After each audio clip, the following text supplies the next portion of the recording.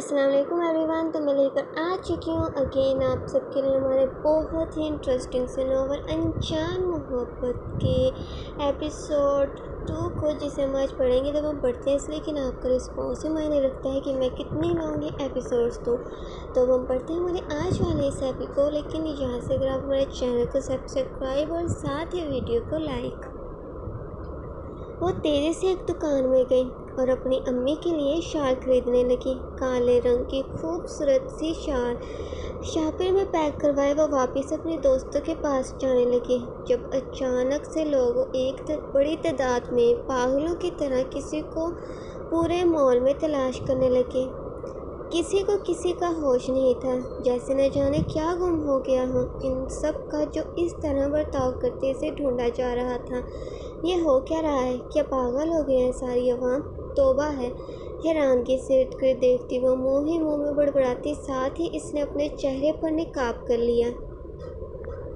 مضبوطی سے ہاتھ میں شال کا شاپر تھامے وہ تیزی سے آگے بڑھ رہی تھی۔ تبھی کسی نے اس کے ہاتھ سے شاپر کو چھین لیا۔ اگلے ہی پل وہ شخص اس شال کی مدد سے اپنے چہرے کو چھپا چکا تھا۔ اوہ ہیلو مسٹر، یہ کیا بدتمیزی ہے؟ فوراً واپس کریں میری شال۔ ہیلو، سنائی نہیں دے رہا کیا؟ آپ سے ہی بات کر رہی ہوں۔ حلیے سے تو خود چور نہیں لگتے، پھر بھی میری شال چرا رہے ہو؟ کوئی سینس نام؟ وہ نان اسٹاپ شال میں لپٹے شخص سے بولے جا رہی تھی، جس کا جواب اس شخص نے اسے کھینچ کر اپنے قریب کرتے، شال کا دوسرا پلو اس کے اوپر دیتے، اسے کمر سے مضبوطی سے تھام اپنے ہاتھ اس نکاب میں موجود لڑکے کے ہونٹوں پر رکھ دیا۔ پلیز پلیز خاموش ہو جاؤ، وہ شخص اس کے کان کے قریب سرگوشی نما انداز میں بولا۔ بدلے میں جنت نے غصے سے اسے گھورا، مگر اس شخص کے چہرے پر نظر پڑتے ہی وہ بالکل خاموش ہو گئی۔ کچھ دیر پہلے تک وہ جو سوچے ہوئے تھی اس حرکت پر اس انجان شخص کا حلیہ ہی بگاڑ دے گی، اب جیسے ساختہ کھڑی حرکت کرنے کے بھی قابل نہ رہی۔ وہ شخص اپنی فیور میں نہ جانے کیا کچھ بولے جا رہا تھا، جو جنت کو جیسے سنائی ہی نہ دے رہا ہو۔ وہ تو بس دیوانہ وار کبھی اس کے ہلتے لبوں تو کبھی اس کے چہرے کو دیکھ رہی تھی، روشن سرخ و سفید چہرہ جس پر ہلکی ہلکی سی داڑھی تھی، روشن ہی سیاہ بڑی بڑی آنکھیں جن کے نیچے آئی بیگز پڑتے تھے، تیکھی کھڑی ناک، درمیانے انابی ہونٹ اور سب سے بڑھ کر اس کے پیشانی پر گرے سلکی سیاہ بال جو دیکھنے والوں پر غضب ڈھا رہے تھے۔ جنت نے یا تو کبھی ایسا شخص دیکھا نہیں تھا یا پھر اتنے غور سے کبھی کسی کو نہ دیکھا۔ اسے تو یہ شخص دنیا کا سب سے حسین شخص لگا۔ آپ کیا پلیز مجھے باہر دیکھ کر بتا سکتی ہیں؟ لوگ تو یہاں موجود نہیں، اور پلیز کیا مجھے یہ شال دے دیں گی؟ میں اس کے بدلے آپ کو منہ مانگی رقم دے دوں گا، آئی پرومس۔ وہ شخص اس کے ہونٹوں پر رکھے اپنے ہاتھ کو پیچھے کرتا اس سے بولا۔ وہی جنت نے جیسے کوئی سنا ہی نہ ہو، وہ ویسے ہی خاموش کھڑی سے دیکھنے میں مصروف تھی۔ ہیلو مس، آپ کو سنائی دے رہا ہے نا؟ سوری بٹ آئی تھنک میری اس حرکت کی وجہ سے آپ شاکڈ ہو چکی ہیں۔ ہیلو مس، آپ ٹھیک تو ہیں؟ اسے خاموش دیکھ اس شخص نے ہاتھ کی مدد سے جنت کے کاندھے کو ہلایا، تب جا کر وہ ہوش کی دنیا میں واپس لوٹی۔ سوری، وہ آپ رکھ لیں یہ شال۔ ہاں آپ رکھ لیں، نظریں چراتی وہ کپکپاتے لہجے میں بولی۔ وہیں وہ شخص خوشی سے جھوم اٹھا۔ تھینک یو سو مچ، آپ بہت اچھی ہیں۔ اوکے، آپ مال کے باہر ویٹ کریں، میں ابھی کچھ دیر تک باہر آتا ہوں، پھر میں اپنے مینیجر کے ہاتھوں آپ کو چیک بھیج دوں گا۔ نہیں، مجھے کوئی مسئلہ نہیں، آپ یہ ویسے ہی رکھ لیں۔ بولنے کے ساتھ ہی وہ نظریں جھکائے تیزی سے وہاں سے چلی گئی اور مال سے باہر نکل تیزی سے دھڑک رہے دل پر ہاتھ رکھے کھڑی ہو گئی۔ یار جنت، کہاں رہ گئی تھی تم؟ کب سے ہم ویٹ کر رہے تھے، چلو اب جلدی کرو۔ جنت کو دیکھ فاطمہ اور عائشہ اس کے پاس چلی آئیں اور رکشہ روک اسے لیے اندر بیٹھ گئیں۔ جنت، تجھے پتہ ہے وہ کوئی بہت ہی زیادہ امیر شخص تھا جس کے ایک جھلک دیکھنے کے لیے اتنا رش ہو گیا۔ یار یہ تو کسی ایکٹر سے بھی زیادہ فیمس انسان ہے، کاش میں اسے دیکھ پاتی، نہ جانے کتنا ہینڈسم ہوگا۔ عائشہ کب سے بولے جا رہی تھی، جس میں اس کا ساتھ ہلکا پھلکا سا کچھ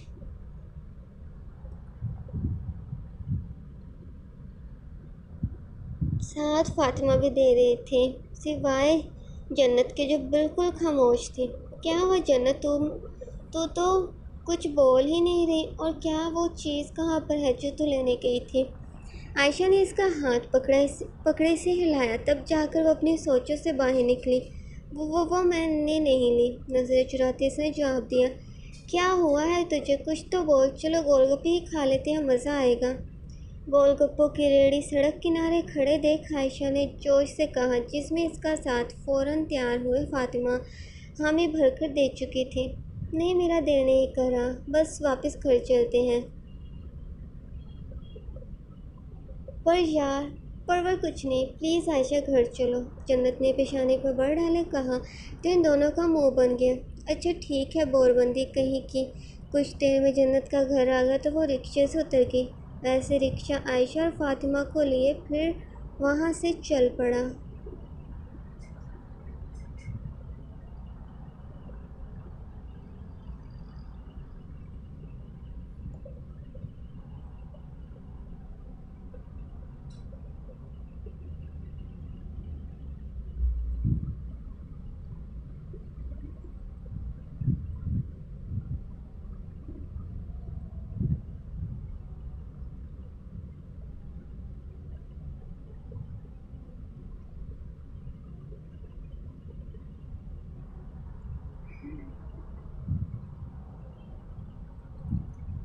گھر پہنچ اس نے دروازہ کھٹکھٹایا، جسے کھولا صوفیہ بیگم نے۔ وہ یوں ہی سنجیدگی سے انہیں سلام کر گھر میں داخل ہوئی۔ اس کی یہی سنجیدگی صوفیہ بیگم کو بھی محسوس ہوئی۔ بیٹا کیا ہوا، اداس لگ رہی ہو؟ کیا مزہ نہیں آیا تمہیں شاپنگ کر کے؟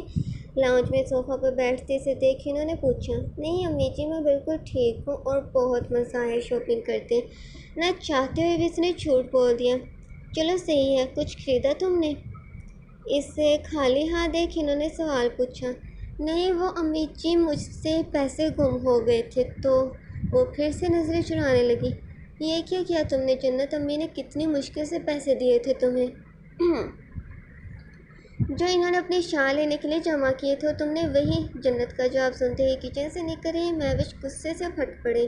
مہوش خاموش ہو جا، کیا ہو گیا ہے؟ جان بوجھ کر تھوڑی گم کیے اس نے پیسے۔ دوبارہ مت ڈانٹنا جنت کو، سمجھی؟ آ کر مدد کرو میری کپڑے دھونے میں، اور بیٹا جنت تم جا کر فریش ہو جاؤ، پھر سبزیاں کاٹ دینا، ٹھیک ہے؟ مہوش کو ڈپٹ کر صوفیہ بیگم نے جنت کو حکم دیا۔ جی امی، میں کر دیتی ہوں۔ جلدی سے کہہ وہ اپنی چادر اتار سیدھا کچن میں گھس گئی اور ہاتھ دھو کر سبزیاں کاٹنی شروع کر دی۔ کام کے دوران بھی اس کی سوچوں کا مرکز وہی مول والا شخص تھا۔ مجھے اتنا عجیب کیوں محسوس ہو رہا ہے؟ بار بار اس شخص کو دیکھنے کا دل کیوں کر رہا ہے؟ لگتا ہے مجھے میری محبت مل گئی، مگر مجھے محبت بھی کس سے ہوئی جنہیں دوبارہ دیکھنا بھی ممکن نہیں؟ وہ اتنے امیر، اور میں، ہمارے پاس تو اپنا گھر تک نہیں، پتہ نہیں کیا ہوگا میری محبت کا انجام۔ وہ یہی سب باتیں سوچ رہی تھی جب افسردگی کے باعث چھری سے اس کی انگلی کٹ گئی۔ وہیں اسے تو جیسے کوئی ہوش ہی نہیں تھا۔ اچانک مہوش کچن میں آئی، تب اس نے دیکھا جنت کی انگلی لہو لہان ہوئی پڑی تھی۔ دوڑ کر اس کے قریب ہوئی۔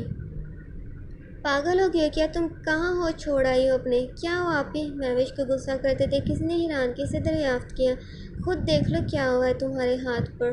اس کے اشارہ کرنے پر جنت نے اپنے ہاتھ کی جانب دیکھا۔ اف، یہ کب کٹ گئی؟ مجھے محسوس ہی نہیں ہوا۔ مکمل پاگل ہو گئی ہو تم، چلو جلدی، خون بہہ رہا ہے۔